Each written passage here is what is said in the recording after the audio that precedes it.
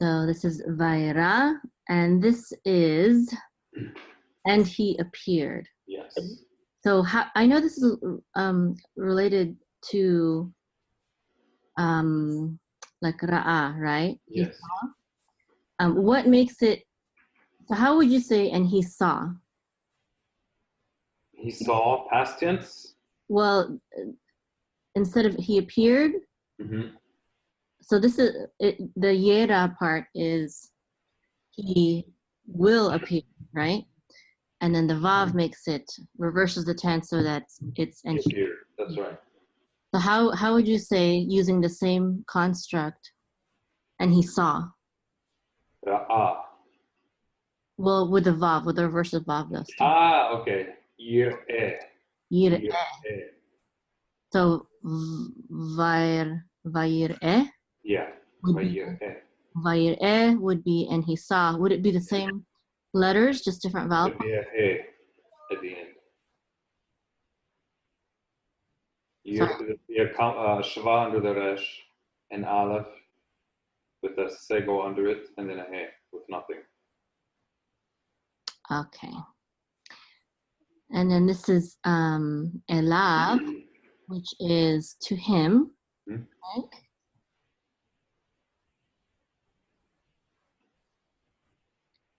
Adonai, Be'elonei. So that is translated as at the terebinth. At the what? At the terebinth? Oh, yeah, it's a kind of tree. Oh, is that what a terebinth is? Okay. Yeah.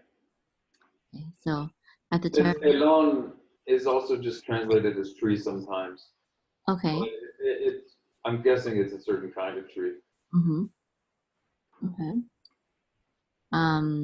So Belone, where the trees are. Yeah. Mamre, which is the name of a place. Yeah, and it looks like some place that changes. Why do you say that? Because that's what the root looks like, except for the aleph at the end. That might be an Aramaic ending at the end. I don't know. Aleph at the end of Aramaic words isn't a part of the root often. Okay, so the root with a mem resh. Yeah, in Hebrew, a mem resh root has to do with something changing. Okay, so what are some other words that have that root? Mimra, but that's Aramaic. Oh, okay, it's Aramaic. How about some Hebrew words? The only one that I know has to do with changing. They all have to do with changing. And what word is that? Like mamer. A mamer is somebody who is considered like a traitor of the Jewish people because he turned to a different religion or ideology. Meaning like it's almost like saying convert, but with a negative connotation. Like converted away from. Yeah. Hamira means change or transformation. Lahamir is to change or to convert something from one thing to another. Okay. Yeah. Mamir has more to do with conversion than the word ger. Ger doesn't actually mean convert. But yeah. You know that, right? It means immigrant, right? Right, to naturalize or to immigrate or migrate, something like that. Okay, so this is Vehu, and he, Yoshev, was sitting. Petach, that is at the opening ha'ohel of the tent or his. And that's probably how the Arabic word ahlan. Ahl is a word for family in Arabic, and it's probably related to the fact that clans dwelt in tents. Okay, so kechom, which is in or as the heat or in the heat. Yeah, it's kind of strange phraseology. I don't know how to make sense of it. I mean, I do know how to translate it in a way that makes sense. Or maybe as hot was the day. Hayom is day. So as chom is heat. Yes, chom is heat. Yeah, like the heat of the day. It doesn't make sense to me really. The way it might just be an older Hebrew idiosyncrasy or something. I don't know. Okay. Okay, and so this is Vaisa, which is, and he lifted up. Yes. What I don't recognize that root for that word. Good. Sin Aleph. No sé. Oh, okay. No sé. Actually, the root is nun. It's just dropped here. I think it's nun. Yeah. Okay. Nun is one of those root letters that disappears sometimes. Mm-hmm. How is this different from like the verb for to go up, aliyah? La'alot. La'alot. So what's So la'alot has to do with the entirety of something going up. Oh, and this is being lifted up. This is something that's being lifted up, picked up, or carried. Okay. Like what's the root? How do you say the root of this verb? Nun sin aleph. Would it be like linsoa or something? Linsoa is to travel, and that's with an ayin and a samech. So how would you pronounce the infinitive for this? Liso. Linso? Liso. Liso. Liso. Yeah. Oh, dropping the noon also. Yeah. Okay. Or maybe even the set. I don't remember exactly. Okay. So this is Einav. So this is his eyes. Yeah. Ain is eye. Einaim is eyes. And Einav is his eyes with the vav. Right.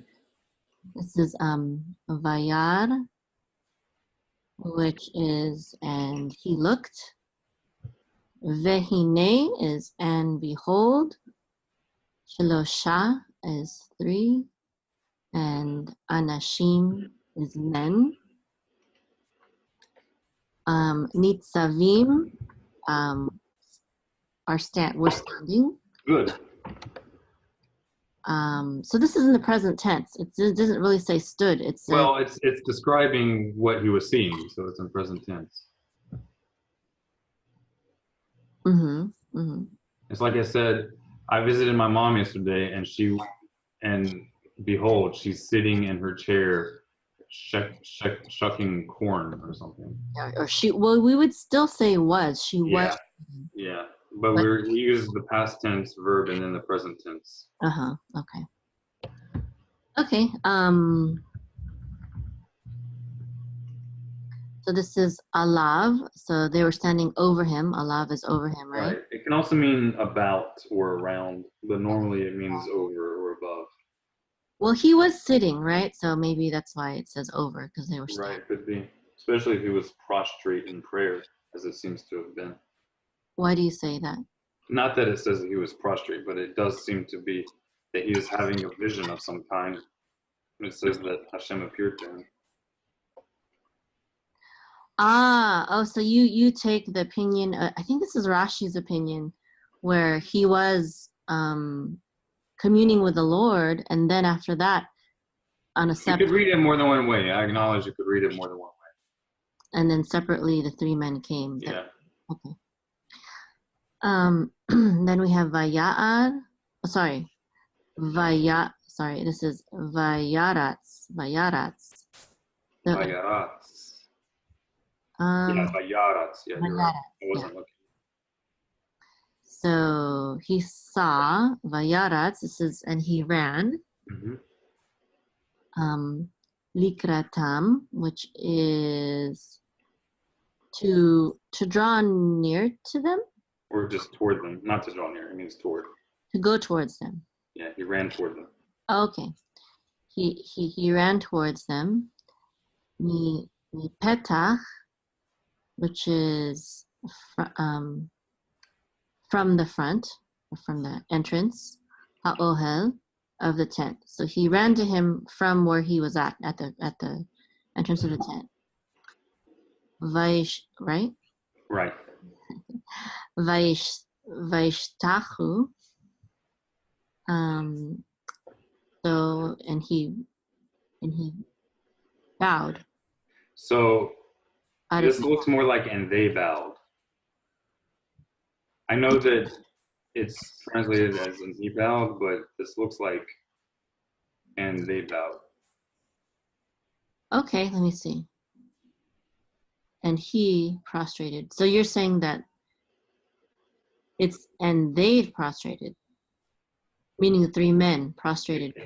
I think that it could be read that way. And either way, it's not the common way that it's written.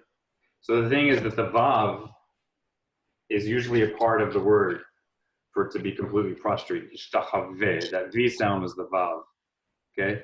Normally you would say yishtachave would be he prostrated. Well, literally, this is reverse of vav, so it's in the future tense, right? In the imperfect tense. So normally it would look like vayishtachave. That's for masculine singular. And if it were plural, it looked like vayishtachavu. All right? But you could write yishtachavu with one vav with a dagesh in it. But in modern Hebrew, you would normally put two vavs there. And then for the masculine form, you'd still need a vav because that's part of the way you say that, yishtachaveh. But normally you'd have a he following it. So it looks like something funny going on there. It's irregular. I wonder what Rashi says. Vayomar. So this is this and he said? Yes. But wouldn't it be normally Vayomer? It would. I don't know why the difference. Okay, this begins the quote. Mm-hmm. So, and he said, Vayomar, and he said, which is not in the normal form to Vayomer or Vayomer. And then this begins the quote, Adonai, my Lord. Is this plural? Yes, but when it's normally plural, it's going to, like a regular plural, it would have a patach under the nun instead of a kamatz. Kamatz is, the general rule is that that's used when referring to the one God in the plural form for some reason. And when it's plural Lord, like my lords in a regular sense, not in reference to God, it should be a patach. You mean kamatz? No. Wait. Here it is a kamatz. Kamatz is generally used when referring to God in a plural sense, like my Lord, with a plural form. So then why is it using it this way? This is a kamatz. If it's not referring to God, then it's usually in the my Lord's. It's used with the patach, which is the line under the name. So then why is it using the kamatz? Because it's apparent. Well, normally this would be understood as referring to God. So the Masoretic text assumed that Abraham was talking to God when he was talking to the three men. Well, that's its tradition. I don't know if they assumed it or if it was edited or what. I mean, of course it was edited. All these things were edited, but that's the tradition. Maybe there's some variants in the Masoretic text. I don't know. I know that there are some variants, but I don't know if this is one of them.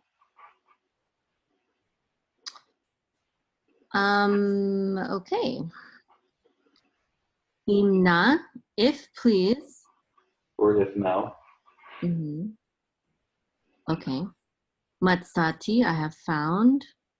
Chen, favor. Ve'necha, in your eyes. Right, and notice it's singular. Yes. Right. Elna. Alna. Alna, sorry. So here al means don't. Do not please. Please do not. Yeah. Ta'avor. Again, singular verb. Turn away. Pass over or cross over. Cross over. Or go by. Okay, this is the same root as Ivrit. Yes. Me'al, from upon or from about. Avdecha. Singular form again. Yeah. Okay, wow. So I didn't know that the vowel pointing of this presumed that Abraham was speaking to Hashem. Yeah. I mean, that's the way it's normally used. Okay. It's true. So then it probably wasn't 3 ordinary men, it's probably 3 angels. And it's a matter of speculation. I mean, it's certainly not a clear text. Well, and it certainly wasn't like Hashem in his fullness or essence. Yeah, well, nothing can capture God's essence like that. So even if it's God appearing in a vision, it's not literally God, but some form that he's put into someone's mind in the vision. Do you think this is all a vision? I don't think it matters whether it's, as far as like the unity or corporality of God is concerned, I really don't think it makes a difference whether it's in a vision or physical, because either way, it's not literally God. Either way, it's something created, whether it's created in the mind or created physically.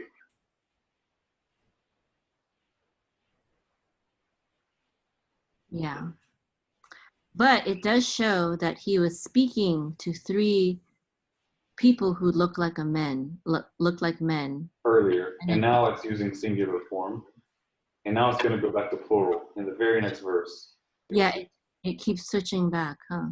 Now, what it could be here, it could be that that Abraham was in prayer, and these people appeared to him, and he wanted to take care of them. So instead of just totally abandoning prayer, he's taking leave and saying, Lord, if I found favor before your eyes, please don't pass over your servant. And then he turns away and he takes care of these people. And that's why in the very next verse, it goes from being singular in verse Imed to being plural in verse Dalet. So yes, I think that's how Rashi interprets this, is he was going back and forth with Hashem and these 3 men. Okay. That was 3 verses, right? Yes, but so look at Dalet, you'll see it immediately turns to plural. All right, look at 1 more verse. So this is Yukach na. Should be taken now. I'm sorry, what's that? Should be taken now. Should be taken now? Yeah. Okay. Or will be taken now. Yeah, it will be taken now? Yeah, something. Literally, he will be taken now, right? Yeah. Referring to the water. Correct. Me'at is a little or a bit. Okay, yeah, I didn't know that. Okay, mime, a little water. So let a little water be taken now.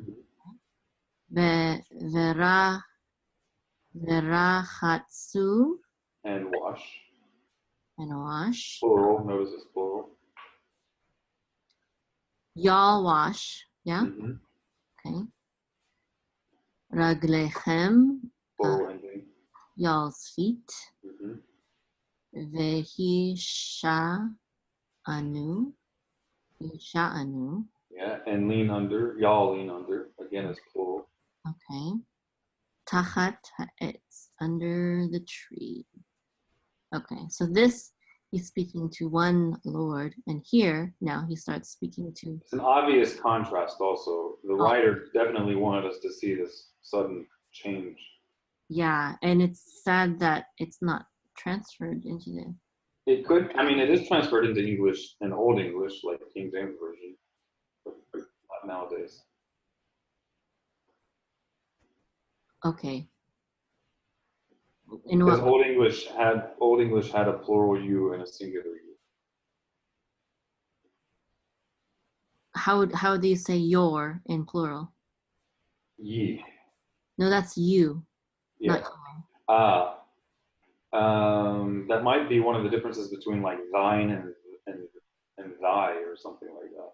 Oh, Maybe, I don't know. I know that they're different pronouns. I'm not 100% sure which is what.